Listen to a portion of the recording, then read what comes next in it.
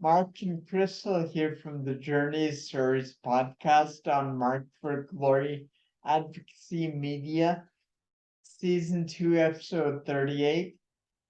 We're featuring Lisa Lewis today.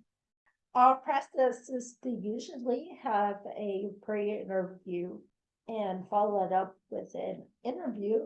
And then we edit that and you get to see the end result. But we had a lovely conversation with Lisa that we would love to share with you for this week.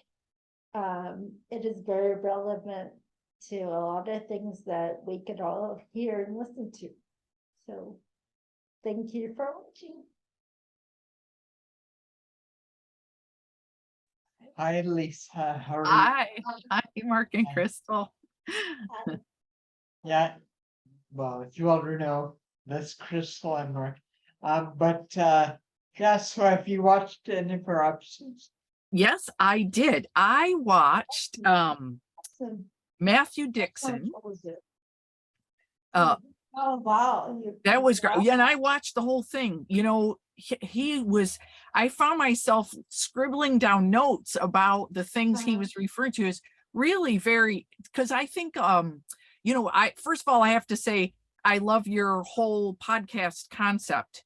You know, because for our family, because our younger son is severely autistic, most of his life and our life has been spent dealing with isolation, because I think when we're in the disability community, we are isolated. We've both dealt with all of that. So Yeah, that was the big thing for us to be able to, get people out of their shell and explain other things about how we can get society on board and It's- understanding why we do what we do. And it's just wonderful.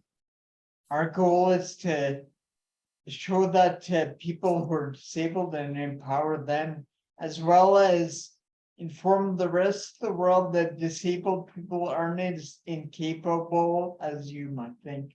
Right? Well, the thing I noticed is, so I started to listen to one that may have been a week before Matthew Dixon's, and I didn't have time to stick with that one because I'm busy with, I work and, you know, taking care of the autistic son, but it was with a woman and I don't know quite what her thing was, but I wasn't able to follow her thing, but I got this sense that maybe she was not quite used to having to maybe change the speed that we speak or listen to people, which I do all the time, because first of all, I talk 1,000 miles an hour, which is a problem for everyone I deal with.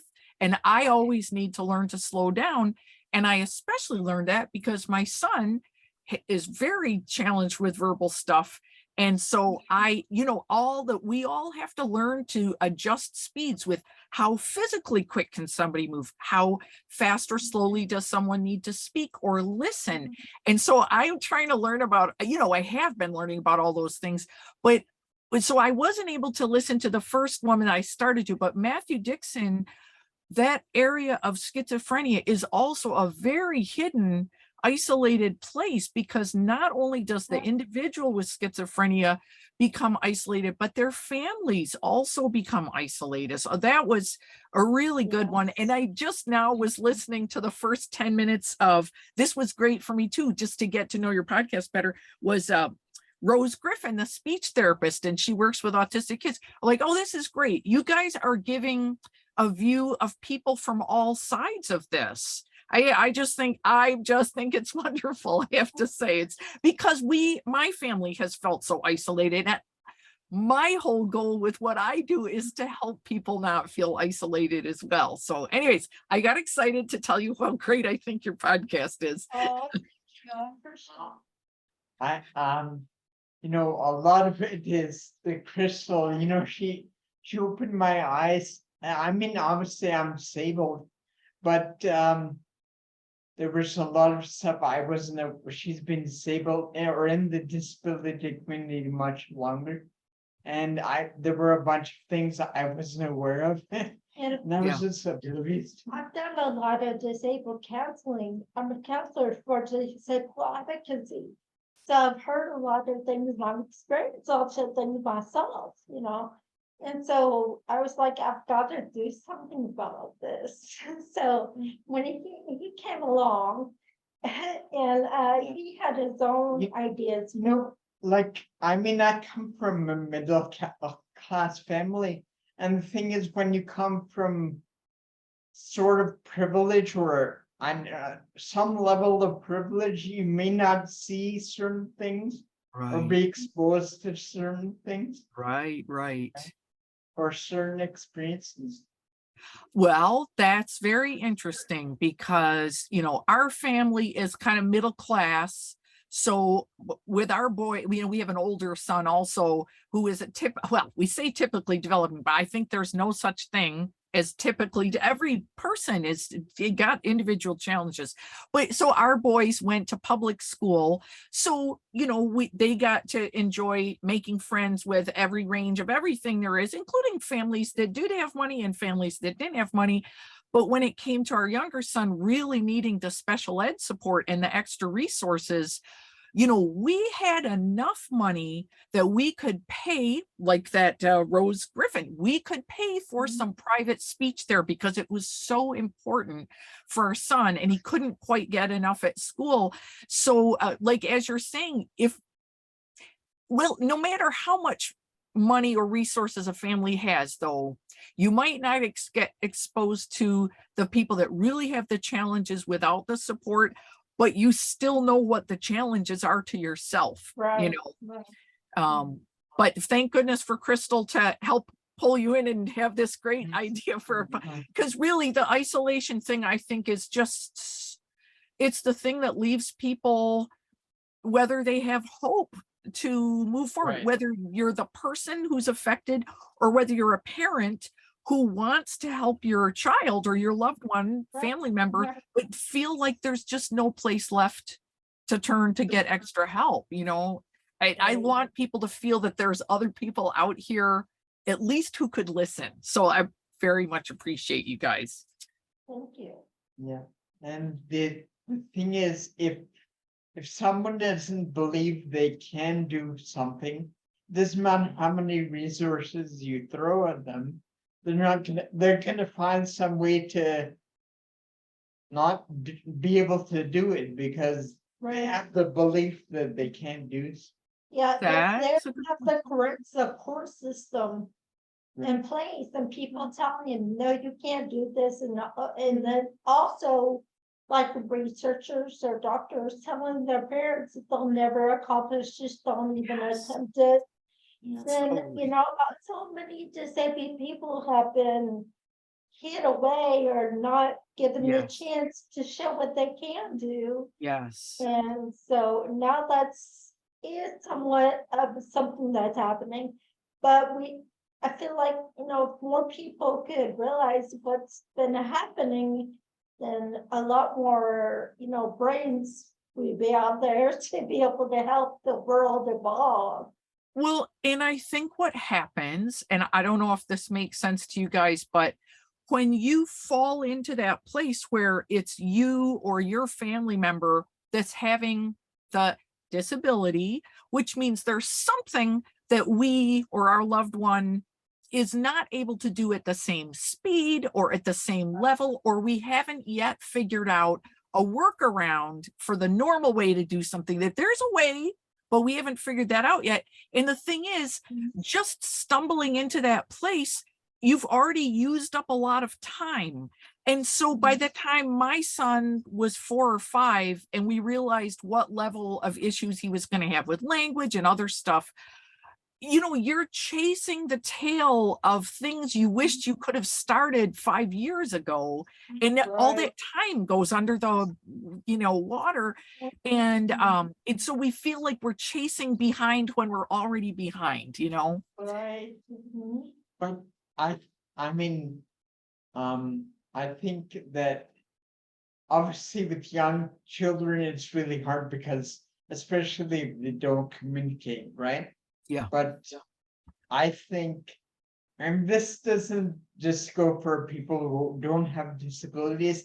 Even I do this sometimes where you want to help and then you impose what, instead of listening to what they need. Yes. And listening doesn't have to be verbal, Mhm. right? Mhm. But it's not an easy thing to do. If you can't, if a lot of people passive aggressively, like, will say they're listening or they wanna be inclusive or whatnot. But if they don't put action or show that they really want to implement those things, Yeah. then Yeah. are they really listening? Do they really hear you? So then that becomes, I have that phrase at the tip of my lips and I forget it, is that paying lip service to it. Like they say, oh yeah, we're going to have our inclusivity and disabilities program. And it's because it's on a checklist of things they're supposed to do at their company or their school. And it doesn't mean that they have bad intentions with that, No. but they don't have the patience to really sit and understand. And what you guys just said makes me think, even as the parent of a severely autistic son, one of the things that we noticed was our son was so entrenched in his level of challenges that we also believed, oh, he's just not going to get past this. And what the sort of Well, source, that's what you were told. and so we all feel that way. And then the website that I have, which is Hiking Autism, was just sharing hikes and uplifting words for people. And it's not really for people with autism. It's for people who like hikes and nature photography, but for anybody, disability or not, who's having a hard time and just needs to know we all have tough stretches in life and then we can get, but what I was going to say this rounds back. The reason I started that website is because we had spent, from whatever money we had, and I worked myself into poor health with a struggle trying to earn enough money to pay the bills, help our older son, my husband and I are trying to keep everything afloat. And then every spare penny and beyond was spent on therapies for our younger son, trying to help him get a little bit more caught up so he wouldn't get further and further behind. And we had spent so much money and so much time on the best of the best, wonderful teachers and therapists and great people, but we still felt stuck. And we still got that sense of people kind of like, well, if we can't help you, you're not going to go forward. And we met this young man who was just, he was like a young teaching assistant. So this whole website and all of the stuff I do is really a tribute and in honor of this young man. He was a young teaching assistant who had been a special ed student himself. So he knew what it was like to struggle. He knew what it was like to be bullied. He knew what it was like to have a difficult time and be behind his classmates. But he was actually a brilliant guy who somehow fought past all that and ended up getting his master's degree to become a special ed teacher, got his certification. Just one of the smartest guys I have ever met in my life, but he was very quiet. And we were struggling so hard to help our son. And we got to a point where the entire family was housebound. Our son's sent, like with autism, because I know you guys have dealt with many different disabilities, but with autism, the language thing can be a problem. But for our son, another element that was huge was sensory overload. He would just freeze up and drop in the middle of the street, couldn't move. So we were at a point where we were all stuck at home. We couldn't even get him out of the house barely to go to school anymore. And we'd had all these great therapists and everybody was like, well, geez, they're like, if we can't help you, they didn't feel they could go. This wonderful young teaching assistant was just one of those people that doesn't give up, like what you're saying about the people that pay the lip service, but they don't listen and they don't try. This young man would not give up.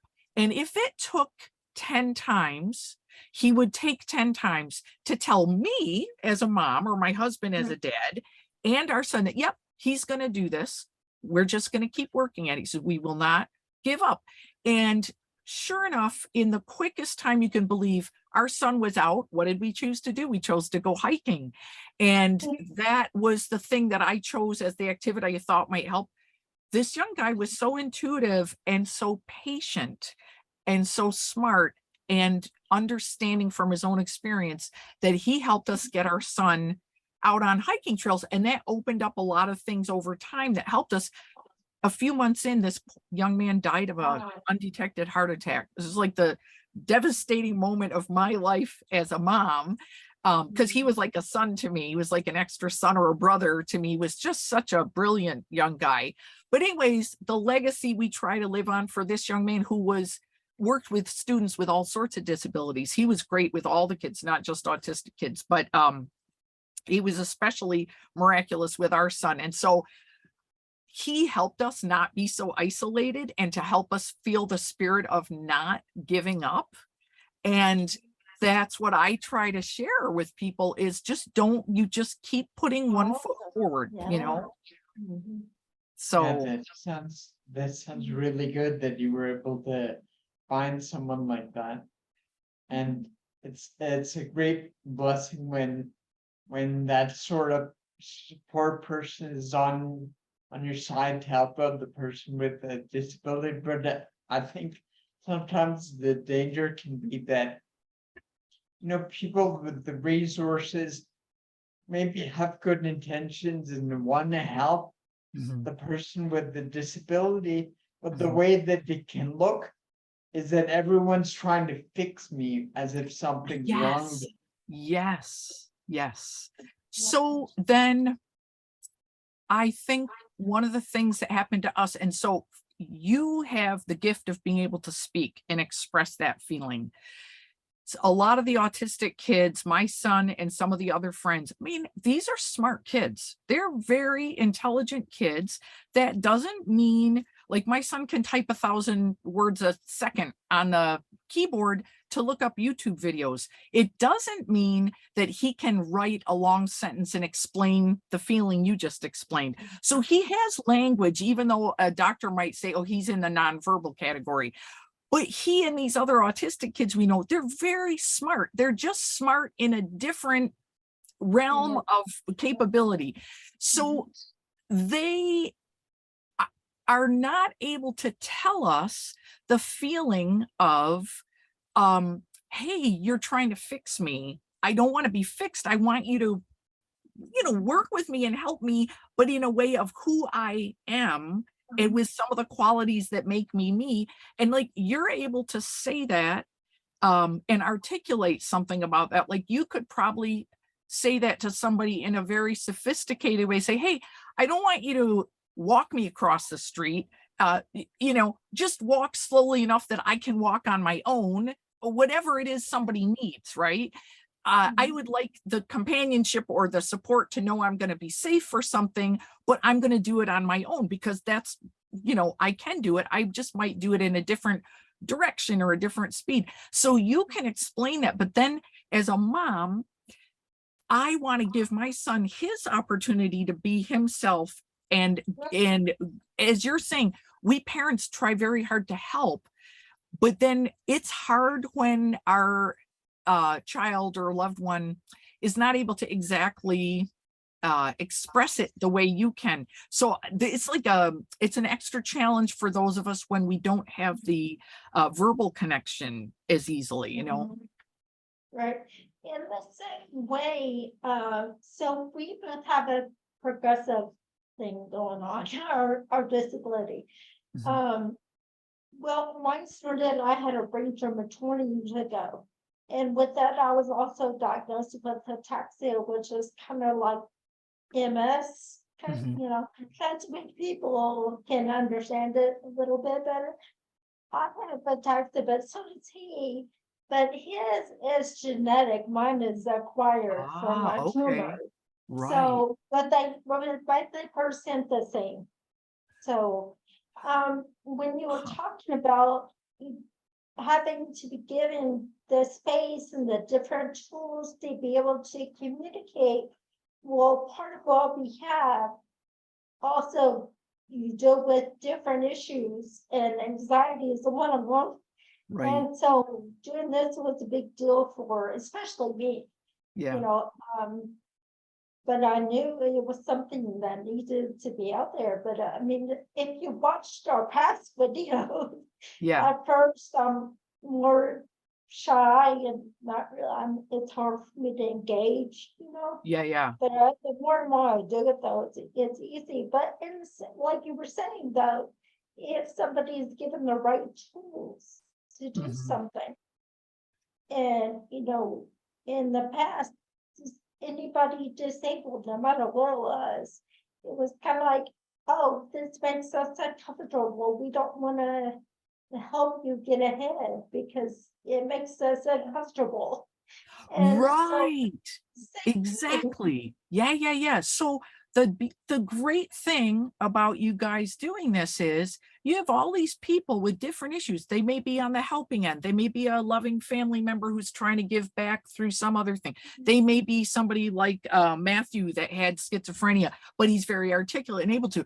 But those people in this realm get it more. So we can have a really nice, easy connection with you, whatever your issue is, because we're in that world. And so the more you talk with the rest of us in this world, but we're all different and we have a different role in it, the more it's easier it is for you because it brings confidence to you. But you've also built up this library of videos of you talking with people with all these things, which in and of itself is a huge blessing for the disability world, because we're all seeing somebody introduce everybody, even though you might have to get rolling with starting a conversation or whatever. So thank you. I cannot thank you enough. I really appreciate what you guys do. You mentioned also that you enjoyed you're watching some of the journeys series of different guests we've had. But we do second series, and that's more of a round table for disabled people to get together and discuss. Like we've done patience, we've done forgiveness, we've done managing expectations, Yeah. faith, spirituality, and Wow. humanity, differentiating between those things. Wow. And so, and as we do those every once a month, and we do these journeys every month, once a week. Yeah. So yeah, we're getting in the process where we're getting everything together, building our website. Well, it's great. And so is the round table, would you find that on the same YouTube page? Yeah. Oh, okay. And it's broadcast as a live video the first Tuesday of the month. And then it's recorded though, so that it can be. Because people would appreciate seeing that. Yeah. That Okay. was called Under the Surface. Under the circus? Yeah. Okay. Under Well, the surface. Okay. Oh, under the surface. Oh, okay. Yeah. Gotcha. Because we've Okay. been, under the surface for so long. Yeah. Yeah. Well, exactly. I mean, you can tell from me, I'm this bubbly, talkative person. I always have been. I came out of the womb talking 1,000 miles a minute and wanted to be friends with people. And I am a very outgoing person and I love people. But I have to tell you, as an autism mom, I was closed off from the world. And if I wanted, it's just like you guys were saying about people when you want to even share what help you might need, or somebody is trying to help you and you appreciate it, but it's not quite coming in the right way. Like there's a lot of miscommunication. Well, for those of us who are parents, there's a point where we don't even tell our own parents or our brothers and sisters. So my son's grandparents and uncles and aunts, even those close people, because we don't live right nearby, they really have no idea the level of challenge every hour and every day is for us. Because if we tried to explain it to them, they wouldn't believe it, or they wouldn't understand it, because they don't understand what 1 hour of the day or one simple task. Like, I'm not sure what tasks might be more challenging for you two, but for my son, there's a whole big long list. And as parents, sometimes it's not that he can't do something, sometimes it's that he might do something dangerous and doesn't understand when we're running around the house saying, no, don't do that. You can only explain that to people so much, and it just doesn't register with people if that's not the level of things going on in their world. So I'm very curious how that roundtable discussion goes, if that's with people with a variety of disabilities, because every topic you mentioned, they're Yes. patients. Because, I mean, every single person has different perspectives to bring to the table. Yeah. And they all have different abilities Yeah. and different mindsets on how they might be able to, we might not be able to perceive someone else's opinion, or Right. what might be easier for them to, we might Right. not even have thought about, you know. Yeah. And it's like a And- light bulb goes off, right? And why we want to make sure adults are recorded to play back is because the normal people, you know, oh, I didn't think about that. Oh, these people are smart, you know, that Yeah. they brought things to the table we never even considered. Right. Which is the nice thing about that kind of, interacting at that level. I think that's great. But I was thinking about what you two said about an acquired, so you guys have a similar challenge that you're dealing with, but one was genetically, from birth, and the other was acquired. So then I think you two must have a lot of interesting insights from the other side, Right. that is Yeah. just the other person wouldn't realize what it feels like to have never known normal, and what it was like to be normal and then have Well, some kind of that's setback. you know, constantly have this discussion with other disabled people. So I had my tumor when I was 18.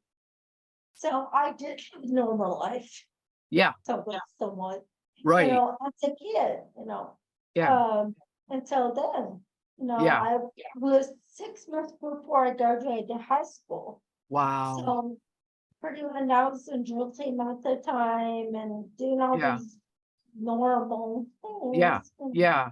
so, but then again, I look at it like, which life would I want? And hands down, it would be this one. Because Yeah. I'm a lot more humble and appreciative Mhm. of, and I can see so many things that are, people take for granted and are not serious about and playing around and stuff. Yeah. And also, the people I've met that are just as humble, like Mark, Yeah. Yay. I would not have met people like him Mhm. Yeah, if, and vice versa. The thing I would say though, in my case about genetic disability, I mean, everyone's different, but although I had the genetic disability, I didn't know it until I was diagnosed at like 38. But having had it all along and looking back, I was definitely, I felt I felt, how sometimes maybe you don't know something, but innately you know something, Yeah. right? Yeah. And I just felt weird and different. So, I mean, was that onset, there was more, so there, you didn't really know that, so the challenges, the onset of the bigger challenges came on later. Right. Oh, interesting. And that's a person itself fully until, Like for him, yeah. yeah. Wow. So that's, it can happen at different stages, like people, are diagnosed at different stages, but acquired usually happens at the moment of, because you're a high. Their childhood forms of ataxia, Yeah, where like kids 3, 4, 5 are like they start and they end life in a hospital bed. Wow. There's no getting out of it.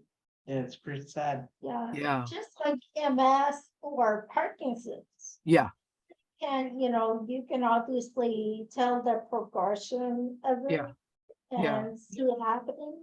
And luckily with us, it kind of just, it might get worse for a while and then it plateaus and then gets worse Okay. again and then it plateaus.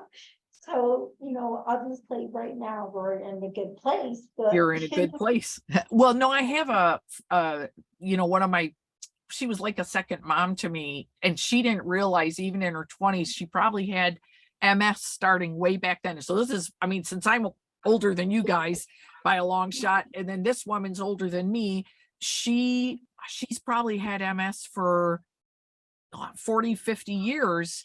And it would go, we don't live nearby, but from what I understand from her with MS, and I'm curious about how it is with ataxia, but she would maybe go downhill for a stretch, and then like you say, you hit the plateaus, but then sometimes she would have, kind of get better, kind of go to a better direction. So we can only hope, Yeah. Yeah, definitely, it's a challenge. Yeah. And Well, then, sorry. I was just going to say, people don't realize how exhausting it is to deal with that every day. Yeah. And then, depending on what stage you're in, maybe someone sees you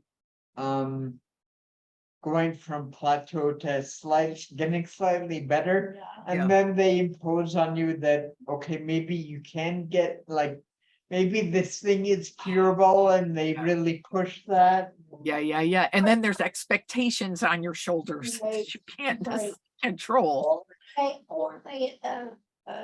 think that, oh, you're fine, you don't need this, you don't need that, but you don't know when the bad times are, and when, when it's gonna get worse. One Yeah. real concrete example is, most of the time, people with ataxia and other disabilities use wheelchairs part-time. So Mhm.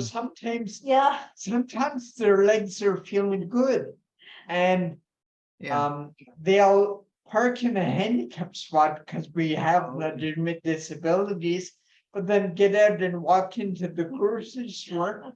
And we get so much flack from people for that, because we're not in a wheelchair, and Right.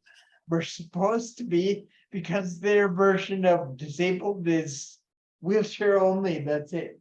Well, if so to make you feel less bad about that, a lot of us families with severely autistic kids, the doctors will give us a placard to use when we need it.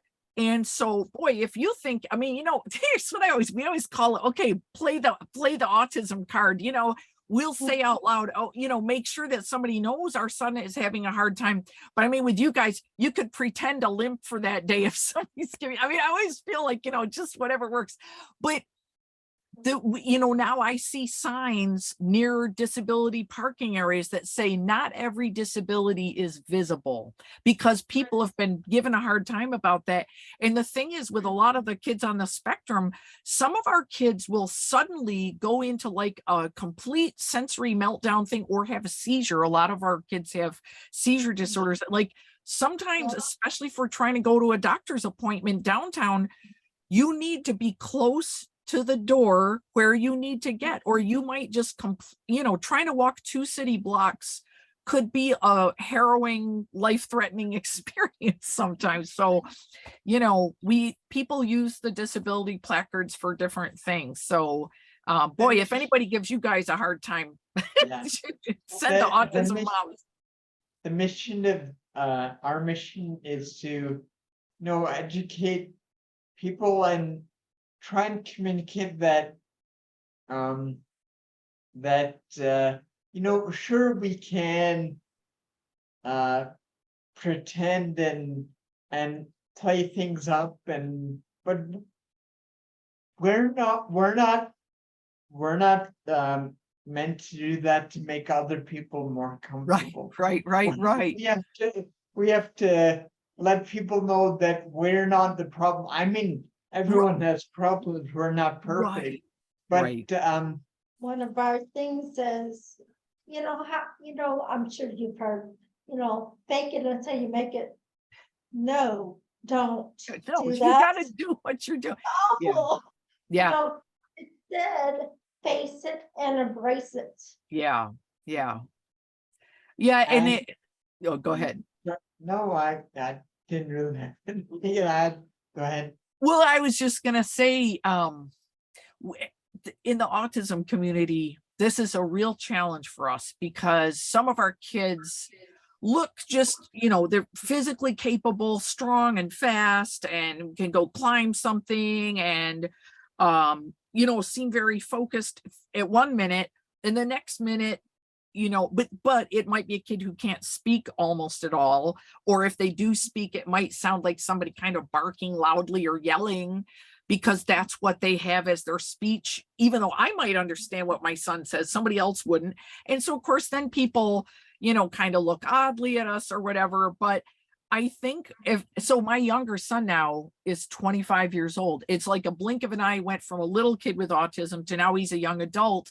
And that comes up with another set of challenges. But over the years, as Crystal, you were saying that, like, which life would you choose? That there's things about the life you have that you appreciate. You have this, like, in my life, I have the ability to be walking either in my neighborhood with my neighbors or in a store with strangers or out on a trail someplace. And I have more of a sense if I see somebody who might be having a little bit of a difficulty that looks uncomfortable to other people. So that people might be looking, say, ooh, geez, does this person need some help? That's kind of like, I shouldn't ask them but you know what? I, in a very normal, matter of fact way, because my life is full of people that have various kinds of challenges. I just, in a very normal, friendly way, will say, oh, did you need a hand with something? And if they're good, they say they're good. And we say, have a nice day. And we walk on. But maybe that person needs some help getting across the street. Or maybe that person is really about to have a big meltdown. And so I feel like I have more ability to be tuned into people and to also be patient, and also to that you find a way of people know that you just get it and that we're all in the same boat together and that you feel comfortable together. And I appreciate being able to be that way, so We appreciate people that are like that and not needing, to have, them told, have common sense things and just humanly be understanding and appreciative of things. yeah. And we, as people with sort of movement disorders, neurological disorders, we already have movement problems, but anxiety and stress tend to add to it. Yes. And when you're out in public and not sure how everyone is going to treat you or whatever, it adds, and it makes movement that much more It challenging. escalates on both sides. Yeah. It causes, I'm trying to think of if you're, I don't know, say like you're giving a speech, like, graduation or whatever, and you're embarrassed or you have a lot of anxiety and you're nervous, and so then you start stuttering and stuff. Well, same thing physically for us. Like we get in front of people watching us, Right. or criticizing in the way we move or the way we talk or whatever. That makes our movements more frantic and more, not on purpose. It's just I don't know what it is about. I think part of it is wondering if you're physically safe. Yeah. Right? Yeah. People are speaking aggressively or whatever, or making fun. You don't know what they're gonna do. That's true. Yeah. I mean, there are a lot of crazy people in the world. And so you would think that we would hope that people's instinct is to, if not, just sort of like indifference because they're uncomfortable, that's one thing. But like then having to worry that you think somebody's going to be mean or aggressive or something, that's a terrible thing to have to worry about. Yeah, I think Well, so this is funny. It's making me think of Joe Biden had a bad stutter, and now, he's older. Plus, he was originally a stutterer. So I'm constantly hearing people pick on him about when he speaks more slowly or kind of stumbles. And I'm like, come on, and he's been so helpful to young kids that are trying to grow up and get through a stutter. And I'm thinking, when he stumbles on his words, oh, maybe some of it's age related, but he's still a person who came from that speech difficulty where the more pressure is on you, the more you're likely to trip over your tongue. And so I realized that the general public is not very in tune to that, No, Yeah. Sure. Yeah. yeah, And the funny thing is, you'll see stuff on social media, memes and whatever, talking about some person in history who was disabled by some miracle. They did some great accomplishment, as if disabled people are something new. They haven't been around since the dawn of time, right? Like Exactly. one recently that I saw was about Hans Christian Andersen, about I think how he had autism, Oh, and people were reacting like this was some amazing thing, like it's impossible for then it's impossible for a well-reputed author to have a disability, right? right. Well, and then the question is, so this comes out to the whole concept of your podcast in a way. You got people with disabilities or who work with disabilities or whatever the range of thing is talking. And if somebody talks more slowly or has a movement thing or stumbles over their words, even with the anxiety of talking about something that's emotionally challenging about their issue with the disability world, people seeing that, it just makes it more visible. And so there are lots of famous people. normalize, Yes, normalize normalize it. So that when somebody hears that FDR, Roosevelt was in a wheelchair all the time, but they never showed him in his wheelchair. Or flip side of the politics, I guess the governor of Texas is also in a wheelchair. We don't normally see somebody like that in a wheelchair. Or the other, I saw an argument recently about hearing impairment. Is somebody in the hearing world was saying, oh yeah, there's all these new hearing aids and they keep advertising it that they're so small no one can see it. And I was like, well, geez, if I was getting a hearing aid, geez, I think that would be a good thing. And then a hearing impaired spokesperson said, why should it have to be hidden? It implies the fact that having a hearing impairment that means that you will do better with a hearing aid is somehow a bad thing. What if the larger size hearing aid that you could see really works a lot better? What the heck is wrong? Why do we have advertised that the hearing aid is so small nobody will know you have it? I go, oh, I had not thought to that level of just the fact that, yeah, why don't we just let people see we have a hearing aid? And then maybe if our hearing aid goes out, they'll understand. If I could, maybe, tell you the other side of that. So having our disability and other disabilities I've seen as well, people that we talk to are often desensitized and uncomfortable when they see a wheelchair or when they see hearing aids, or like for us, well, for me in general, my eyes, because texting also affects your eye muscles like every other muscle. And so when I can't focus on somebody directly and my eyes going right now, but not, that makes people uncomfortable. So the fact that people that have trouble hearing, it might not have anything to do with their shame. It's other people who Yeah. can't take them seriously and have a logical one-on-one conversation even. Yeah. because they're not taken seriously and they're put down and not listened to because of something they see. Okay, so I'm gonna ask you this as the, we all have something. So what I'm gonna say as a normal person who now has dealt for 25 years in the disability world as a mom, but not as myself. So I'm gonna share what has happened to me evolved over time, because I'm like, well, now I spent all these years with my son in his classrooms with kids with a variety of things. We might have kids in wheelchairs with cerebral palsy. We might have a lot of the kids with autism. We might have Down syndrome kids. There's a variety of disabilities. So I get to hang around with a lot of kids over the years with my son.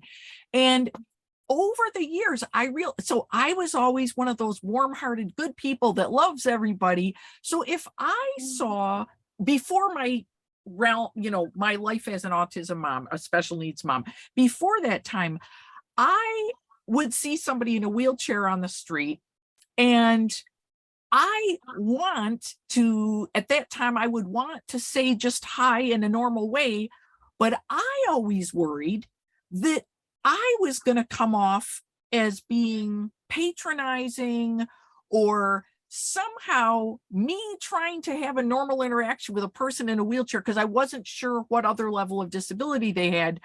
I would trip over my own feet of how I approached just to say hi to somebody who I might have said hi walking by in the street.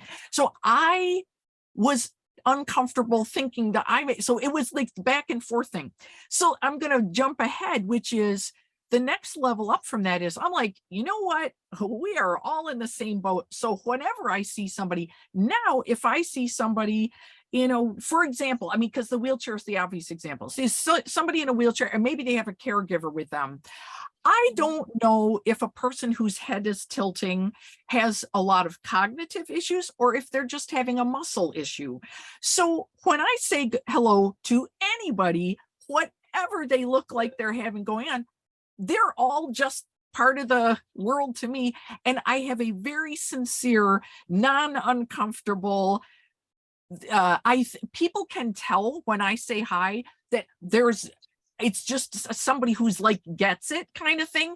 And then I get the hellos back without any of that uncomfortableness back and forth, because people can sense when you're comfortable. But in your case that you're talking about, so here's a question.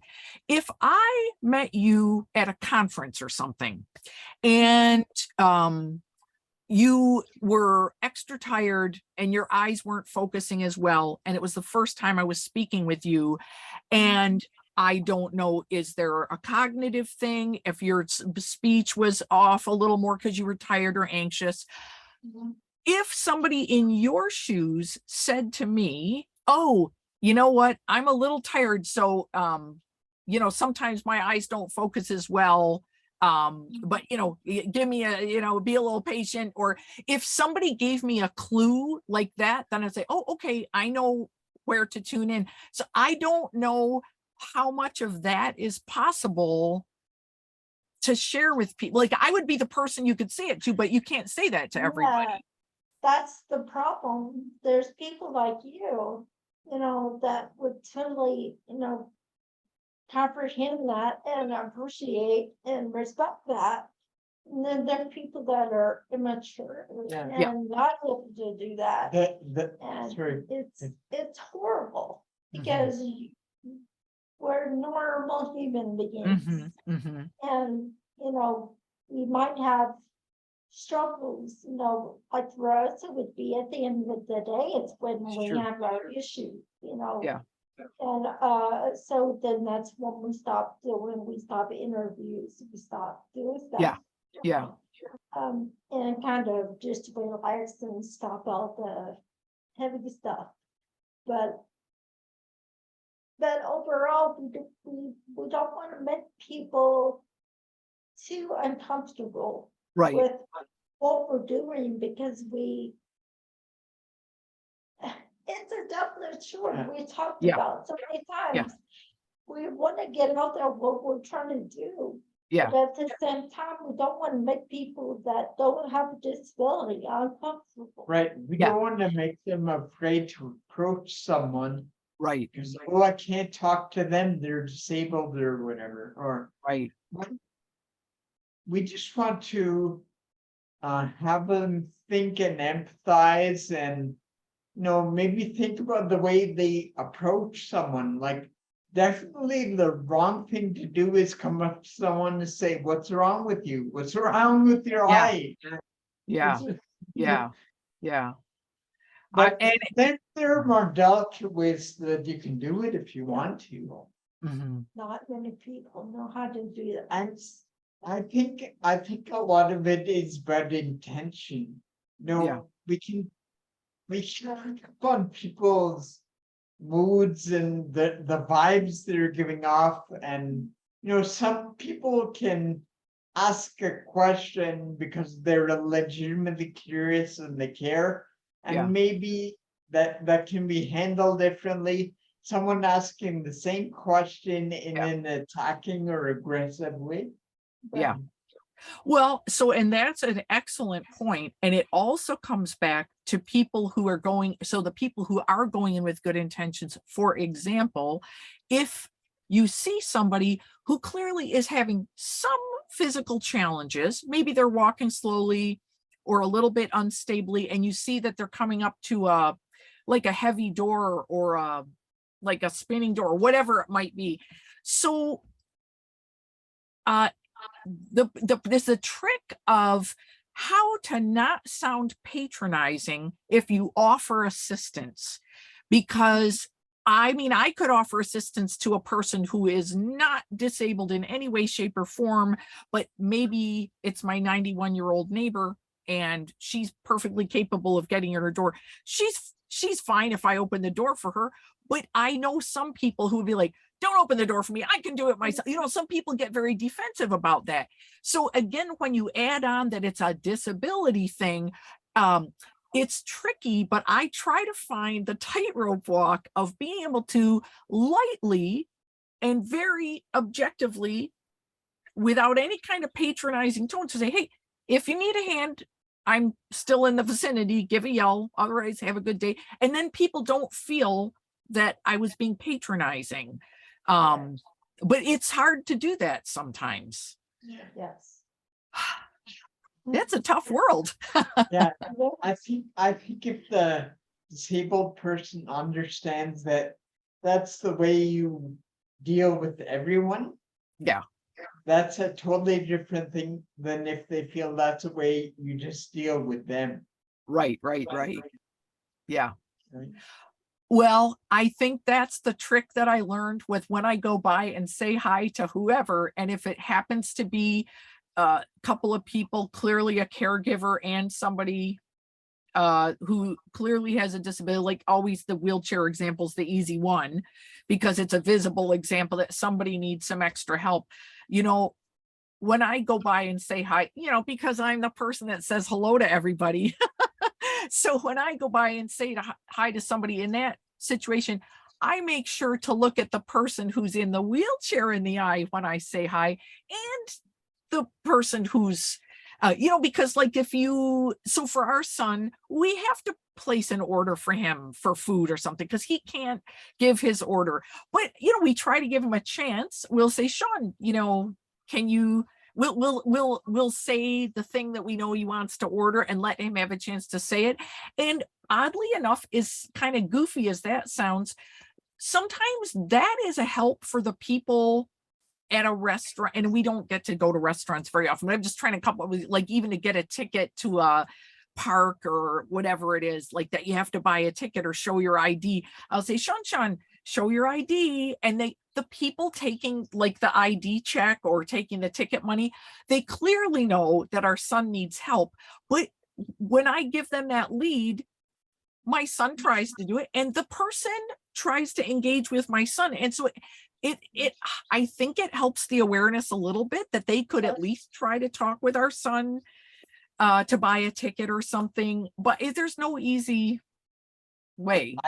Yeah, you're right. It's very hard to navigate, but kind of the danger with that sometimes I feel is that, obviously it may be necessary, but that you're talking to whatever attendant waiter or some amusement park staff or whatever, and then the conversation is between you two and cuts out the disabled person entirely. And I think Yeah. the confidence with that is obviously you want to be the middleman and encourage your son to be able to interact, and also the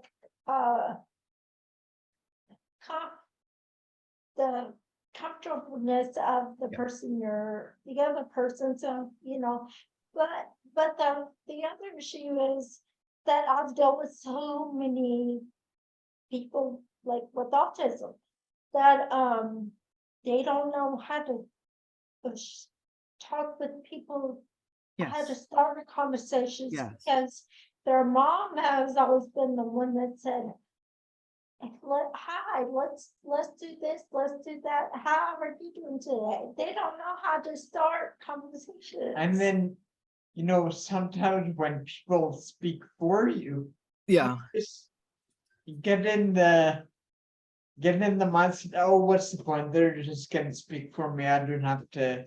Yeah, And then that further feeds the narrative that, oh, I have to speak for this person because they're not gonna do it.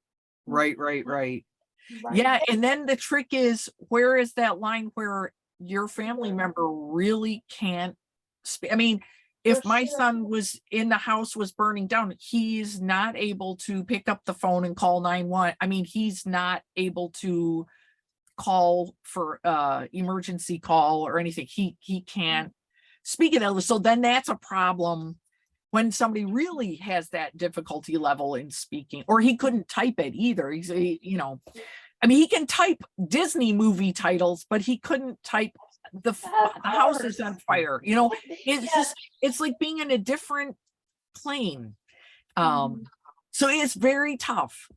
It is just like when I first had my tumor, when I was 18, when I got out of the hospital and out of rehab, I can't really do anything, and I still can't talk yet. Oh yeah. I had to relearn to talk. That's why Wow. Yeah. I had to relearn everything, but that was the big one. I Yeah. couldn't communicate, just like you're talking about. Yeah. So my mom would have to be the same way, but she knew I was in there, Yeah. and so, but she would have to encourage me, hey, you can do this, you just have to relearn it, Yeah. So it's a fine line where you're still with mom and she's encouraging you to be who you're going to be when you become an adult. Yeah. But then, letting them move forward and do those things on their own. Yeah.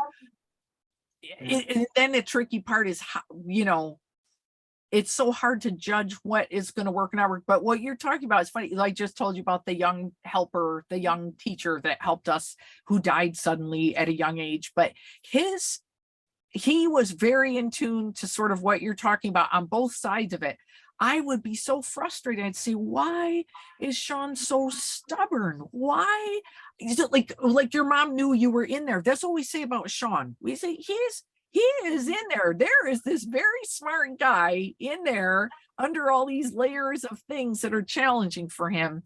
And so what the young teacher friend would do is, like, I say, gosh, I know he's capable of doing task A, and it might be just, getting up off the sofa and going and picking his clothes and putting his clothes on, something simple. But I know he could do those things because I've seen him do it a million times. But on a given day, he just couldn't get through those steps. And I'd say, he can do this. Why is he being so stubborn? And this young teacher would say, there's a lot of reasons why somebody might not be able to do that thing at this moment, right? It could be a physical or mental or processing fatigue or whatever things. There could have been all sorts of things. And with autism, there's so many mysterious layers layered on there. So first of Right. all, he taught me that you can't push a person or think that they're just being stubborn. There may be some other mysterious thing going on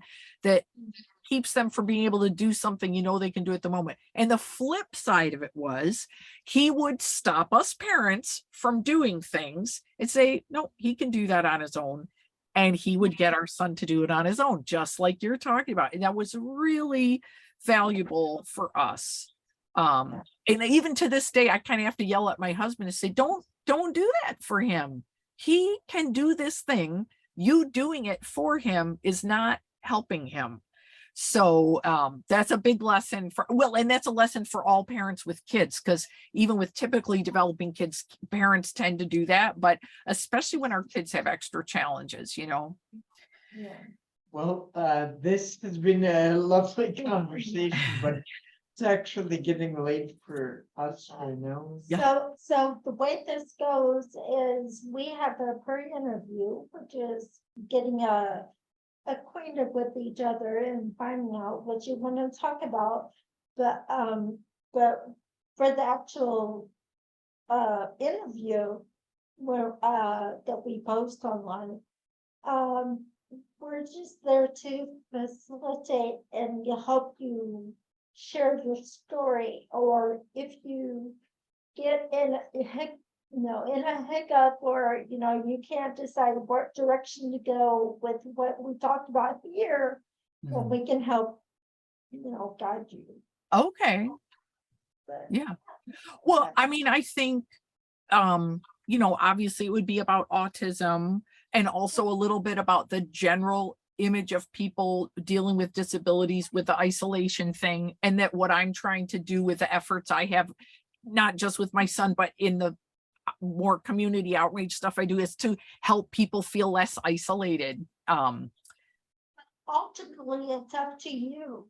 Like, if you want to talk about your totally you and your son's personal journey, or if you want to like what we did today, talk about issues on both sides, that's good too. It's up to you. We How you have wanna- about an hour and a half typically. Okay. So So you can do both if you want. All right. Yeah. Well, no, that's great. And yeah, it's easy for people like because the good example was the full one that I saw was the Matthew Dixon, and he rolled on and he had a narrative and he kind of went straight through, except that like maybe midway you guys would pop in and maybe ask a bit of a guiding question, and I thought that worked really well. But I would also be more than happy if you guys popped in if there was a spot where you thought there was an interesting question. You can stop me and ask.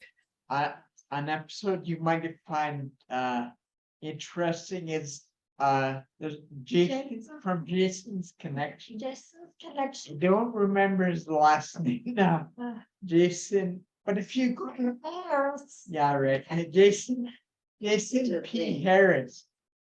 If I forget what episode, it might be like 33, 34, somewhere around there. Okay. Somewhere around And then who's the teacher? teacher. Then he also about Oh yes, Mark Chartier. Okay. How do you spell his last He name? has Tourette's, sorry, no number. He's got Tourette's. but it's still a very interesting. What's his last name again? Mark Chartier, Chartier. Oh, okay. Yeah, I'll look them up. There's several though that you probably find interesting. Oh, yeah. And No, then, it of was course, great. something under the surface too. You Right. like those, I'm Yeah. sure. Yeah. No, that'd be great. Yeah. That's a great theme too. And to have people from different areas sharing those feelings, I'm sure it's enlightening for everybody because people have different angles on why they feel certain ways. That's great. Yeah. I think the next one we're planning is about guilt. Yeah. Oh, Well, no, Grief, so, times when you have a acquired disability or a progressive disability, you kind of, you okay. So, sorry, yeah, okay. So you have, it's a different kind of grief, not the same kind of grief you will take on, like when somebody, you lose somebody to their death, or whatever, but you grieve over the things you can't do anymore, or the things that you thought would happen in your life that didn't, or things like that, and those are things that are usually all pushed down Yeah, under the surface, yeah, because those are things that, like they make everybody else uncomfortable. So you don't want to know about it, and you need to fake it and just do that. Yeah. right. No.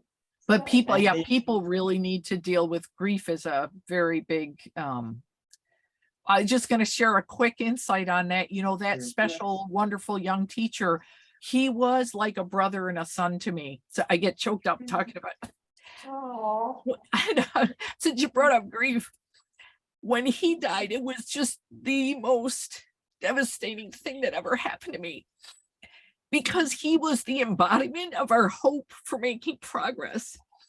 And which is a terrible lot of pressure to put on somebody, right? But he was so great, you know. So my son at that time, when that young man died, my son also finally had a really terrific 8th grade teacher at that time. And she would come spend time with our family after that young guy died. She would kind of help us get our son, keep him going out on walks. And she said, Lisa, you know, you're dealing with grief about this young man dying. But she said, what a lot of special needs parents don't realize is, as you're talking about, kind of buried underneath, is that a lot of parents have never dealt with a kind of grief about just what you said, which is a grief about the child who you thought you were going to be able to help them have a quote unquote normal life. And you can't do that for them. And so you grieve over the fact that you're not able to give them this ideal life that you pictured for your child.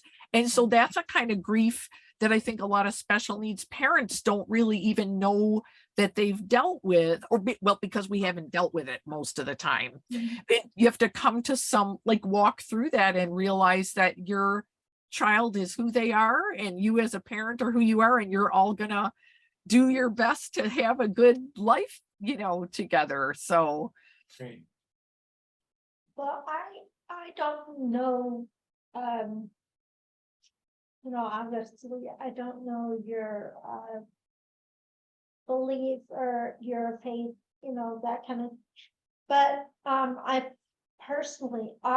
feel like God gives us the opportunity to raise a child. I have a daughter, she's 11, and I feel like he gives us, this child, and regardless of what they can and can't do, your job is to get them the tools to be and be the best you can be. yes, So give them the tools to be a good person. yeah, And that's right. That is the So- ultimate, is that you can help them be a good human being. I think that's our goal, so Anyways, I guess the next step is we'll send you an email follow-up, and we'll take it from there, right? Thank you. well, it was so nice to speak with you too. And Definitely nice to meet you. if the world blew up and we didn't get to do the actual podcast, I would just say thank you for your efforts. I think what you're doing is just wonderful, and it makes me happy to be able to be a part of it. And it will be nice for me to be able to share some of your links too, because I think that's important. That'll be awesome. So we're just now I'm just now contributing to what he sounded, but and now we're doing putting both of our spin on what we want to talk about. But so anything we can get out there and people we can get involved in, that would help us a whole bunch. And Yeah, like we talked about, a lot of the disability community needs conversations like this. yeah. Well, that's great. I'll get, set and do our podcast thing, but then I'll think, I have a person in mind who I think would be a wonderful person for your podcast. Awesome. Really great. I have somebody who would be just perfect. You'd really enjoy meeting her, but I'll work on that for next time after we set up our podcast recording. Okay, Awesome. good. Thank you so much, Lisa. Thanks, Lisa. Have a Thank good you night. very much. You guys have a nice day. After interview. Okay, Bye. bye. Bye.